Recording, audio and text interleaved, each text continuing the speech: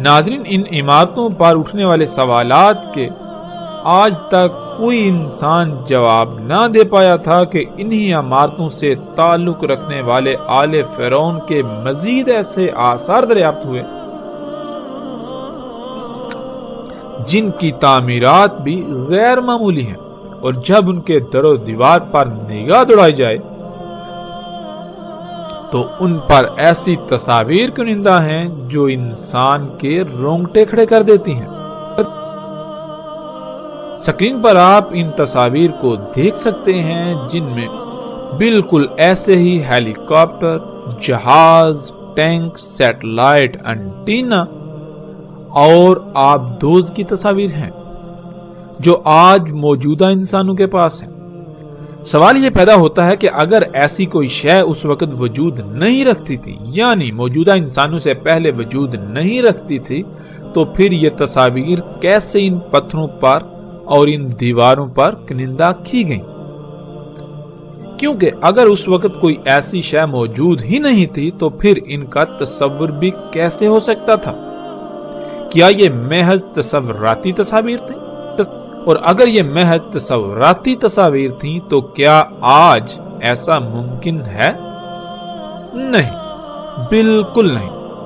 یہ تصاویر چیخ چیخ کر اس بات کا اظہار کرتی ہیں کہ آل فرعون کے پاس یہ سب کچھ تھا۔ نہ صرف یہ سب بلکہ موجودہ انسان اس کا تصور بھی نہیں کر سکتے جو کچھ آل فرعون بنا چکے تھے، کیونکہ قرآن میں صراحت کے ساتھ یہ بات اللہ سبحانہ وتعالی نے بیان کی ہے کہ فرعون نے نہ صرف ان عمارتوں کو موسیٰ علیہ السلام کے رب اللہ سبحانہ وتعالی کے ساتھ مقابلہ کرنے کے لیے بنایا، بلکہ وہ اپنی طرف سے موسیٰ کے رب کو شکست دے چکا تھا۔ اس کے بعد وہ موسیٰ علیہ السلام اور بنی اسرائیل کے پیچھے پڑا انہیں قتل کرنے کے لیے کہ موسیٰ کے رب سے تو نبٹ چکا، اب موسیٰ کی باری ہے۔ فرعون نے کیسے اللہ سبحانہ وتعالی کے ساتھ مقابلہ کیا؟ ان عمارتوں کو کیسے، کتنی مدت میں اور کن مقاصد کے لیے تعمیر کیا، اور آل فرعون کے پاس کیا کچھ تھا؟ ان تمام سوالات کے جوابات ہم آگے جا کر ہلاک شدہ اقوام کے موضوع پر آنے والی ایک ساتھ میں تفاصیل کے ساتھ دیں گے، اور ایسے ایسے رازوں پر سے پردہ اٹھائیں گے جو آج تک راز ہی رہے۔ ایسے ایسے سوالات کے جوابات دیں گے جن کے جوابات آج تک کوئی انسان نہ دے پایا، اور نہ صرف ہم جوابات دیں گے بلکہ پوری دنیا کو چیلنج کریں گے کہ وہ ہمارے جوابات کو غلط ثابت کر کے دکھائے، جو کہ ناکام رہیں گے بلکہ الٹا اپنی تحقیقات سے ان کو سچا ہی ثابت کریں گے۔ یہ تمام باتیں تو آنے والی ایک ساتھ میں ہوں گی، لیکن یہاں جو بات سامنے آتی ہے وہ یہ کہ جو اللہ کی ذات کے ساتھ مقابلے پر اتر آئے اور پھر وہ یہ سمجھے کہ اس نے اللہ کی ذات کو شکست دے دی، کیا وہ پتھر کے دور کا کوئی انسان ہو سکتا ہے؟ وہ کون سی شے ہے جو انسان کو خالق و مالک سے بالکل بے نیاز کر دے اور الٹا اس کو خالق کے مقابلے پر لا کھڑا کرے؟ وہ کون سی شے ہے جس کی بنیاد پر انسان یہ جرأت کر سکتا ہے کہ وہ خالق و مالک اللہ سبحانہ وتعالی کے ساتھ ببانگے دوہل مقابلے پر اتر آئے؟ وہ ٹیکنالوجی میں کس قدر بڑھ کر تھا، موجودہ انسان اس کا تصور بھی نہیں کر سکتے۔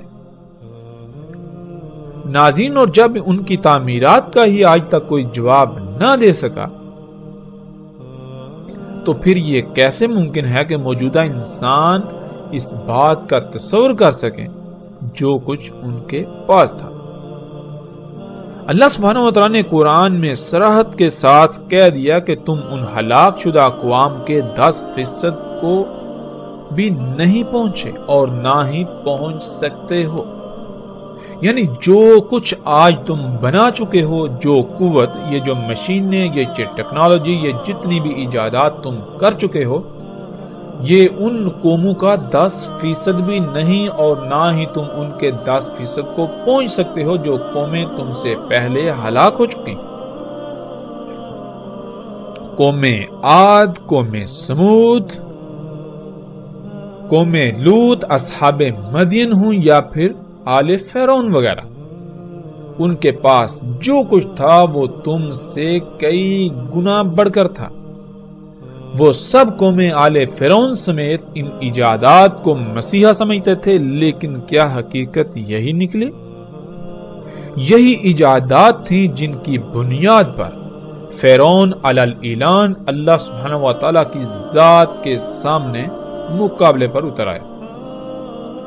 یہ سب فساد تھا، اور اپنے ہاتھوں سے کیے ہوئے فساد سے ان پر ایسی ہلاکتیں مسلط ہوئیں کہ ان کا نام و نشان تک مٹ گیا۔ یوں وہ سب ایجادات دجال ثابت ہوا۔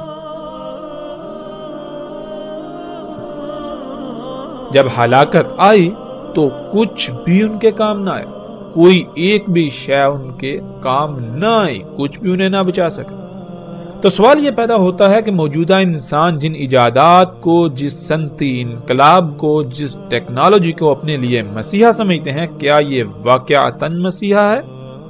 کیا یہ واقعتاً آسائشیں، سہولتیں اور آسانیاں ہیں؟ نہیں، بلکہ یہ بھی انہی قوموں کی طرح ان ایجادات کے دجل کا شکار ہو چکے ہیں۔ عنقریب ان پر حقیقت ایسے واضح ہو جائے گی کہ یہ چاہ کر بھی انکار نہیں کر سکیں گے، لیکن تب سوائے پچھتاوے کے کچھ نہ رہے گا، واپسی کا دروازہ بند ہو چکا ہوگا۔ موجودہ انسانوں کے ان مفسد اعمال کے سبب پوری دنیا اس قدر فساد زدہ ہو چکی ہے کہ اب یہ دنیا جہنم میں بدل جائے گی۔ جسے یہ مسیحا بنا کر بیٹھے رہے، اس کا انہوں نے صرف ایک ہی رخ دیکھا، یہ دوسرے رخ سے غافل رہے جو عنقریب ان پر واضح ہونے والا ہے۔ ناظرین، یہ تھا مختصر منظرنامہ گزشتہ ہلاک شدہ اقوام کا، جن کی سنت کی اتباع میں ویسی ہی تباہی کے دہانے پر موجودہ قوم یعنی دنیا میں آباد موجودہ لوگ پہنچ چکے ہیں۔ ہم نے کوشش کی کہ ہم اپنے موضوع کے مطابق ان اقوام پر بات کریں، باقی ان اقوام پر تفاصیل کے ساتھ آگے چل کر بات کریں گے۔ اس وقت ہم اپنے موضوع کی طرف پلٹتے ہیں۔ تو پھر